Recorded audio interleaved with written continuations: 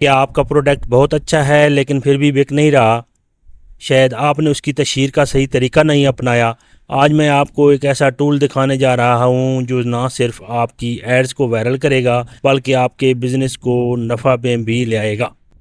Digital marketing में कामयाबी सिर्फ इश्तिहार लगाने से नहीं आती बल्कि समझदारी से डेटा बेस्ड फैसला लेने से आती है। कौन सी एड्स वायरल हो रही हैं, आपका कंपटीटर क्या कर रहा है, आपकी टारगेट मार्केट का बेहतरीन वक्त क्या है, ये वो मकाम है जहां पीपी एड्स आपका गेम चेंजर्स बन सकता है। ये एक ज़बरदस्त और आसान टूल है जिससे आप एडवर्टाइजर्स की डीप रिसर्च कर सकते हैं, देख सकते हैं कि उन्होंने कौन सी एड कब चलाई, कितने इम्प्रेशंस आए, लाइक्स मिले, सीटीए क्या था, कौन सी एड्स वाकई कामयाब रहीं।